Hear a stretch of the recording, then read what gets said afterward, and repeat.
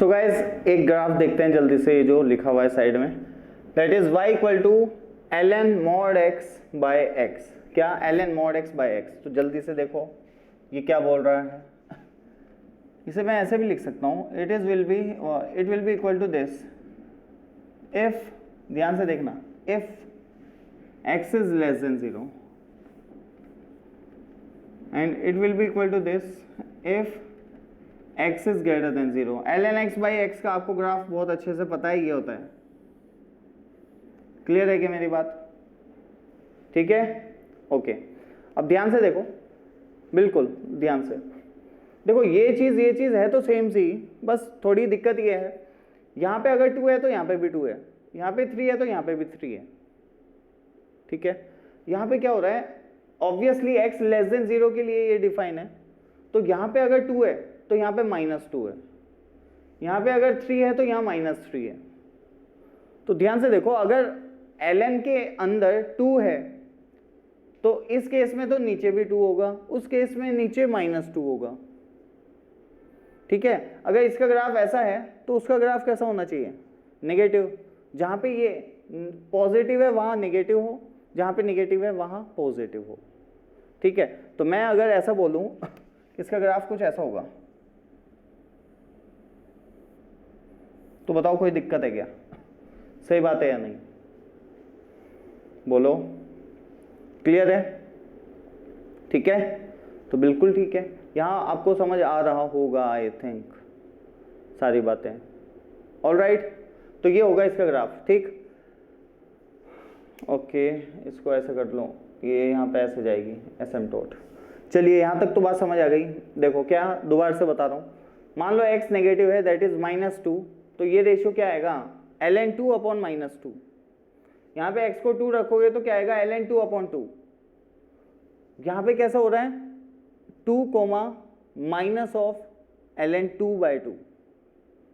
इस पे जो पॉइंट होगा वो क्या होगा? -2 ln 2 divided by -2। That is, इसको मैं ओवरऑल बोल सकता हूँ माइनस ऑफ ln 2 बाई 2। मैं लिख के बता देता हूँ, -2 ln 2 बाई 2 माइनस, और इस पे होगा जो वो होगा 2 ln 2 बाई 2। चलो 3 को रख के देखते हैं, तो एक बार 3 + 3 रखा तो क्या आएगा? 3 ln 3 बाई 3। -3 रखूंगा तो ये वाली डेफिनेशन यूज होगी और आएगा -3 ln 3 बाई -3। इस माइनस को यहाँ लिख दिया। तो ध्यान से देखो, चीजें सेम है, x इक्वल टू 3 पे जो हो रहा है वही बस थोड़ा सा x इक्वल टू -3 पे हो रहा है। अंतर बस इतना है कि ln 3 बाई 3 इस केस में आंसर आ रहा है, इस केस में माइनस ऑफ ln 3 बाई 3 आ रहा है। समझ गए मेरी बात? तो जहाँ पे ये पॉजिटिव होगा वहाँ ये नेगेटिव होगा, जहाँ नेगेटिव होगा वहाँ पॉजिटिव। तो बस ऐसे करके मैंने उसे बना दिया। क्लियर है बच्चों? बात क्लियर है या नहीं? ठीक है, ओके। तो ये आ गया हमारा फाइनली इसका आंसर। वैसे हम ऐसे भी देख सकते हैं कि अगर मैं x को -x और y को -y पुट कर दूं तो चीज़ें बिल्कुल सेम आएंगी। क्या? x को -x और y को -y। देखो ये है ना ग्राफ, तो मान लो ये है, तो मैं क्या कर रहा हूँ, x, y की जगह -x, -y पुट कर रहा हूँ, तो यहाँ आ गया -y, ये ln mod x, तो mod x ही रहेगा, चाहे -x रख दो चाहे +x रख दो, सही है ना? और अपॉन में x की जगह -x, तो माइनस से माइनस कटा और ये क्या बच गया? एज इट इज जो था। तो आपने देखा ध्यान से कि अगर x की जगह -x और y की जगह अगर मैंने -y पुट कर दिया तो कोई भी इफेक्ट नहीं पड़ा है इक्वेशन पे, इक्वेशन वैसी की वैसी है। इसका मतलब it will be symmetrical about origin, origin के अबाउट सिमेट्रिक होगा। और आप देखें ध्यान से, ये ग्राफ ओरिजिन के अबाउट ही सिमेट्रिक है। ऐसे ही होता है या नहीं? जो फर्स्ट क्वाड्रेंट में हो रहा है काम वो थर्ड में होगा, जो फोर्थ में हो रहा है वो सेकंड में होगा। ऑलराइट, इसी को बोलते हैं सिमेट्रिकल अबाउट ओरिजिन। तो यहाँ से भी आइडिया लग जाता है।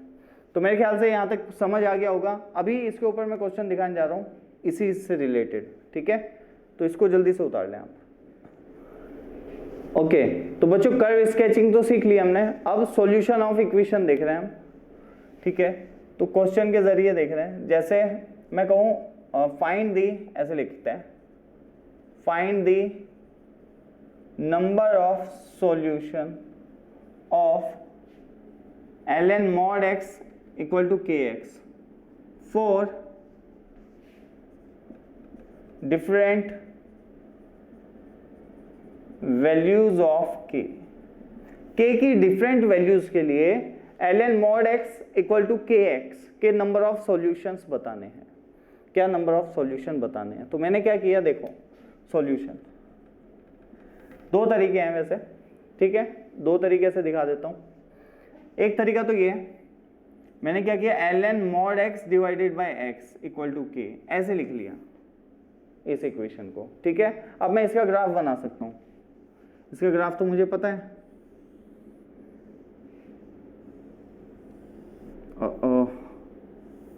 सही है, और इस पॉइंट के कोऑर्डिनेट भी पता है, e कोमा कितना आया था 1/e, है ना, हाँ, और ये क्या आएगा obviously -e comma -1/e। All right बच्चों, ठीक है। अब नंबर ऑफ सॉल्यूशन देखने हैं ना, तो देखो k जब -e से -1/e से, k तो एक ऐसे लाइन है ना, तो y कोऑर्डिनेट पे बात करेंगे हम उसके लिए, तो a line parallel to the x axis, मैंने बताया था दोनों को अलग अलग ड्रॉ करते हैं। ये क्या है, y equal to ln mod x by x, इसको मैंने ड्रॉ कर लिया। अब y equal to k draw करूंगा, y इक्वल टू k क्या होगी, a line parallel to the x axis. तो इफ ऐसे ड्रॉ करना भी सही नहीं है, तो y इक्वल टू k क्या है, line parallel to x axis.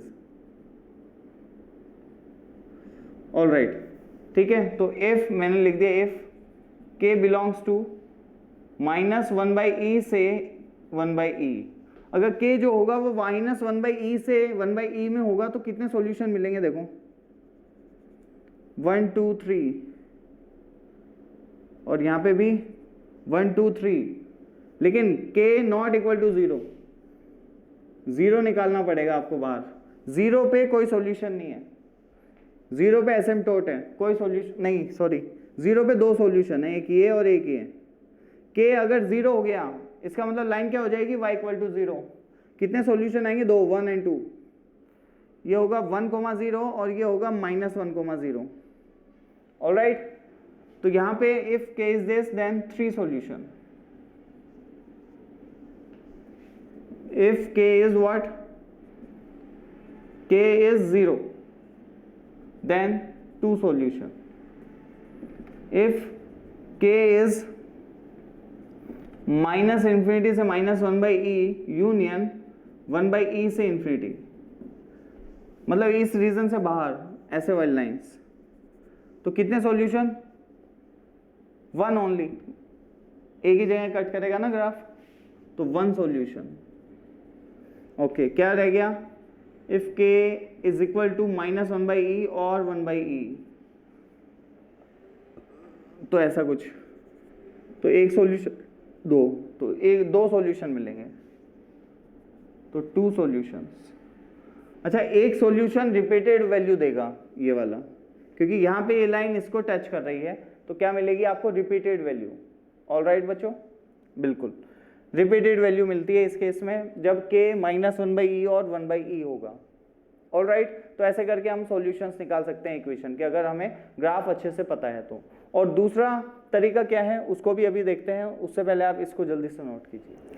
Okay, तो बच्चों अब देखना दूसरा तरीका, दूसरे मेथड से हम इसी क्वेश्चन को सॉल्व करेंगे। ये इंपॉर्टेंट मेथड है, ध्यान से देखें। इस बार मैं ln mod x और जो kx है उसको अलग अलग रख रहा हूँ, इसका ग्राफ अलग और इसका अलग। तो ln mod x का ग्राफ आपको पता होना चाहिए, ऐसे आ जाएगा, राइट, 1,0 और ये -1,0। क्लियर बच्चों? ओके, अब इसका ग्राफ ड्रॉ करते हैं, y equal to kx। y equal to kx क्या है, ये एक लाइन पासेस थ्रू ओरिजिन।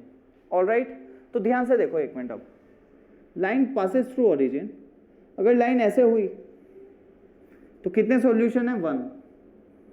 एक टाइम आएगा, देखो k तो क्या है, स्लोप है उस लाइन का, और k क्या है, चेंज हो सकता है, पैरामीटर है, राइट। तो k की वैल्यू पे डिपेंड करेगा या नहीं, कितने सॉल्यूशन आएंगे। देखो जैसे k अगर ऐसा है तो एक सॉल्यूशन है, और अगर ये लाइन ऐसे होती तो दो सॉल्यूशन होते, अगर ये लाइन ऐसे होती तो भी दो सॉल्यूशन होते कि नहीं। बस इसके जो थर्ड वाली लाइन है और जो सेकेंड वाली लाइन है इसमें ये अंतर है, यहाँ पे रिपीटेड रूट मिलेंगे और यहाँ पे डिफरेंट रूट मिलेंगे दो, ठीक है। तो यहाँ पे अगर देखा जाए तो दो रिपीटेड रूट मिलेंगे और एक डिफरेंट मिलेगा, तो इसे तीन भी कह सकते हो आप। लेकिन ऐसे में जब नंबर ऑफ सॉल्यूशन की बात हो तो सिर्फ दो ही सॉल्यूशन मिलेंगे, ठीक है। तो सॉल्यूशन तो दो ही मिलेंगे ओके, तो यहाँ तक क्लियर है बात। अब देखो ध्यान से, मैं कह रहा हूँ कि चेंज कहाँ पे आ रहा है। अब ये लाइन अगर इधर आती रहे, इस केस में कितने सॉल्यूशन है 1, और ये ऐसे आती रहे तो यहाँ पे कितने हो जाएंगे 0, फिर यहाँ से 1, फिर से 1 आने शुरू हो जाएंगे, और एक टाइम आएगा जब ये इसकी टेंजेंट बन जाएगी, उसके बाद फिर से ऐसा ही बिहेवियर हो जाएगा। तो मैं सिर्फ अगर इस कर्व के लिए काम कर लूँ, इसके लिए तो अपने आप हो जाएगा। अगर मान लो ये जो टेंजेंट है इसका स्लोप m है, तो ऑब्वियसली इधर वाली टेंजेंट का स्लोप -m हो जाएगा। तो मैं अपने आप कमेंट कर पाऊंगा, वो अभी आपको दिखाता हूं, लेकिन उसके लिए आपको इस टेंजेंट का स्लोप चाहिए, क्योंकि इस टेंजेंट से इधर दो सॉल्यूशन है, इधर एक सॉल्यूशन है। तो मुझे ये देखना है कि ये लाइन y = kx इस कर्व की टेंजेंट कब बनेगी। कौन से कर्व की? इसकी इक्वेशन क्या है y = ln x, और इसकी क्या है y = ln of -x। तो मैं ln x के लिए बात कर रहा हूँ, सिर्फ ln x के लिए निकाल लेंगे, उसके लिए तो अपने आप कमेंट कर लेंगे। ऑल राइट बच्चों, अब देख लो तो इफ मैंने कहा if y = kx is the tangent of y = ln x, तो क्या होगा, ठीक है। अगर ये इसकी टेंजेंट है तो क्या होगा, ठीक है। तो मैंने मान लिया, ऐसे मान लेते हैं कि मान लो जो पॉइंट ऑफ कांटेक्ट है वो क्या है x1, y1, ठीक है। तो let point of contact is x1, y1, तो क्या हो जाएगा, ये इसको सेटिस्फाई करेगा, and y = ln what x1 इसको भी सेटिस्फाई होगा, दोनों पॉइंट को करेगा कि नहीं? यस, बिल्कुल करेगा। अब क्या करें ऑल राइट, यहाँ तक क्लियर है सबको? ठीक है, अभी देखते हैं थोड़ा सा।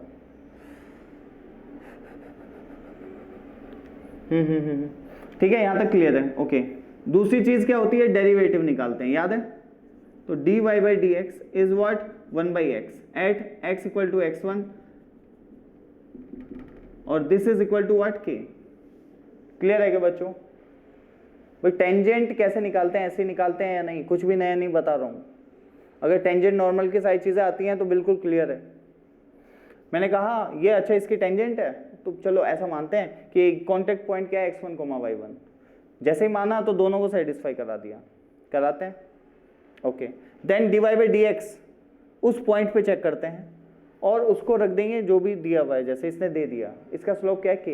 तो मुझे पता चल गया यहाँ से जो x1 है वो 1/k है बच्चों, x1 क्या है 1/k। तो यहाँ से मैं बता सकता हूँ पॉइंट ऑफ कॉन्टेक्ट कितना हो जाएगा 1/k, कोमा यहाँ पे रख दो 1/k, कितना 1। सही बात है या नहीं? x1 अगर 1/k है तो y1 कितना होगा 1 होगा, तो y1 कितना आ गया 1। तो कॉन्टेक्ट पॉइंट मिल गया मुझे 1/k/1। ऑल राइट, लेकिन k तो चेंज हो रहा है, क्या k तो चेंज हो रहा है, तो देखेंगे, अभी देखेंगे, कोई दिक्कत नहीं है, ओके। तो अभी देखने की जरूरत है थोड़ा सा। अच्छा, एक दिक्कत आ रही है, देखो ध्यान से, कि अगर मैं x1 को यहां पे रख दूं 1/k, तो आंसर कुछ हो रहेगा -ln k। बात सही है या नहीं? देखो पॉइंट ऑफ कांटेक्ट इसके जरिए भी निकाल सकता हूं या नहीं? तो देखो y1 = ln, ध्यान से देखना 1/k, क्लियर? देखो y1 is minus of ln k, k की पावर -1, तो मैंने क्या लिख दिया, minus of ln k। All right, okay. अच्छा y1 कितना है, 1, पॉइंट ऑफ कॉन्टेक्ट का y कोऑर्डिनेट तो 1 है, तो रख दो यहाँ पे 1। तो अगर ये मैंने यहाँ पे ऐसे लिख दिया 1 equal to minus of ln k, तो k कितना आ गया बच्चों, e की पावर -1। बात समझ आई क्या? e कितना आ गया, e की पावर -1। नहीं समझ आया तो दोबारा देखें। देखो एक पॉइंट ऑफ कांटेक्ट था, दोनों में इक्वेशन में सेटिस्फाई करवाया, dy बाई dx निकाला, x1 आ गया 1/k, मैंने x1 को इसमें डाल दिया तो y1 आ गया 1, लेकिन x1 इसमें भी डाल के y1 को सेटिस्फाई करेगा या नहीं, तो मैंने x1 को इसमें भी डाल दिया, तो वो आया y1 equal to minus of ln k। अब y1 तो ऑलरेडी 1 आ चुका है, तो उसको मैंने यहाँ पे पुट किया और k की वैल्यू निकाल ली, वो कितनी आई, e की पावर -1। तो मुझे पता चल गया सब कुछ, अब स्लोप भी सब कुछ पता चल गया है। तो यहाँ पे फाइनली मैं ऐसे लिख रहा हूँ, देखना, slope of line which is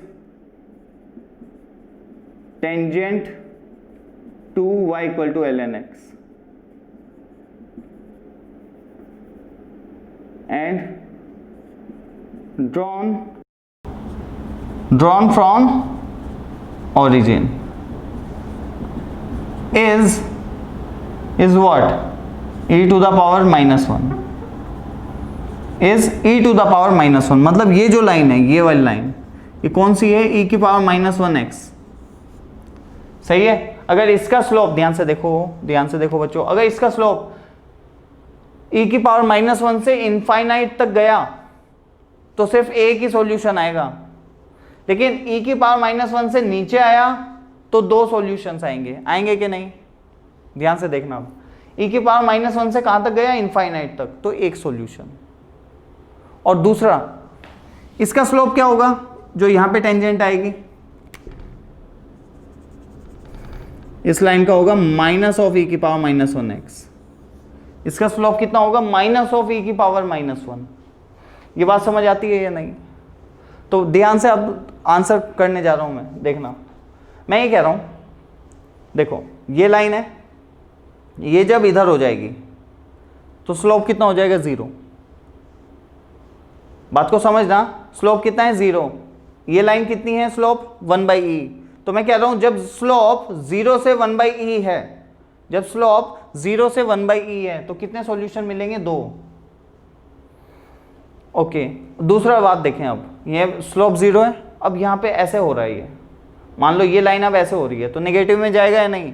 0 से कहाँ तक जा रही है, माइनस ऑफ e की पावर -1। तो जब इधर की और उठ रही है लाइन, तो भी सॉल्यूशन कितने मिलेंगे, 2 मिलेंगे या नहीं? एक लाइन ऐसे आएगी, फिर इधर भी कट कर रही है, इधर भी कट कर रही है, इधर भी, तो 2 सॉल्यूशंस मिलेंगे। और स्लोप कहाँ से कहाँ तक होगा, 0 से -1/e तक। तो ओवरऑल बच्चों मैं बोल सकता हूँ, ठीक है, ओवरऑल मैं बोल सकता हूँ, इधर बोल रहा हूँ कि if k belongs to -1/e to 1/e, अगर स्लोप जो है ये है 1/e से ये हो गया 0 और फिर ये हो गया -1/e, इन सभी सिचुएशन में जो सॉल्यूशन होंगे वो कितने होंगे, सॉल्यूशन 2, ठीक है। If k is equal to -1/e और 1/e, तो भी सॉल्यूशन 2 है, जिसमें एक रिपीटेड सॉल्यूशन आएगा, ठीक है। तो 2 ही मान लो बस। If k is lying between -∞ से -1/e यूनियन 1/e से इन्फिनिटी, यूनियन 1/e से इन्फिनिटी। ऑल राइट, तो कितने सॉल्यूशन होने चाहिए, देख लो। इस टाइप की लाइन मतलब कितनी बार कट कर रही है, एक बार, सिर्फ एक सॉल्यूशन। ऑल राइट, तो ऐसे यूज़ किया जाता है। ये बहुत ही मोस्ट इंपॉर्टेंट सी कॉन्सेप्ट थी जो मैंने अभी आपको बताई, टेंजेंट वाली। लोग बाग कंफ्यूज हो जाते हैं इसमें, लेकिन बहुत ही ईजी है। तो एक बार अगर नहीं भी समझ आया तो वापस से रिमाइंड कीजिए एंड देन दोबारा से देखिए, इंपॉर्टेंट चीज़ें समझ आनी चाहिए। All right, then pause the video and note it down fast. तो बच्चों अभी हम दूसरा क्वेश्चन देखने जा रहे हैं। जैसा हमने लास्ट में देखा हुआ है एक क्वेश्चन, उसी के जैसा है बिल्कुल। ये कुछ ऐसा है कि फाइंड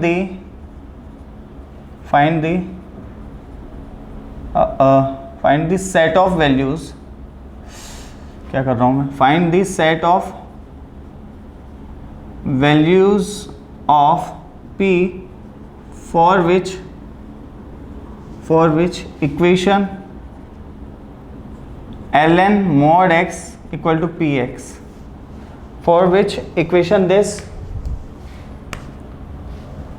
एक minute, equation for which mod of ln x equal to px has three distinct solution। Alright, जो इक्वेशन ये लिखी हुई है हमारे सामने, इसके 3 डिस्टिंक्ट सॉल्यूशंस होने चाहिए। तो देखो जल्दी से, ln mod x का ग्राफ कैसा होगा? क्लियर है मेरी बात? mod ऑफ ln x का, ln mod नहीं, mod ऑफ ln x का।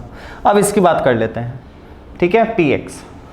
ऑलराइट, तो इसके लिए मैंने कहा कि देखो एक लाइन अगर ऐसे जाएगी तो कितने सॉल्यूशन मिलेंगे? 1, ऐसे 2, और कितने मिलने चाहिए? 3 होने चाहिए।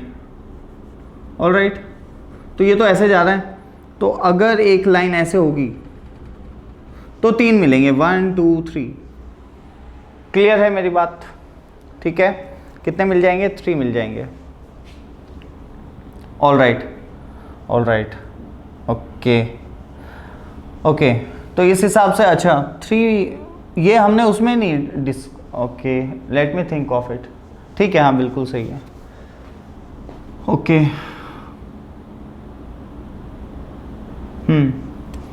अभी हमने लास्ट लेक्चर में जो देखा था वो क्या था? ऐसे और एक लाइन थी जो वो ऐसे जा रही थी। हमने क्या बोला था कि 2 सॉल्यूशंस होंगे, ऐसा ही था ना, 2 सॉल्यूशन होंगे। और इस केस में हमने ऐसे बोला था कि जब स्लोप यहाँ से यहाँ तक होगा तो कितने सॉल्यूशन आ रहे थे हमारे पास? कितने सॉल्यूशन थे हमारे पास? 1 2 3 4 सॉल्यूशन।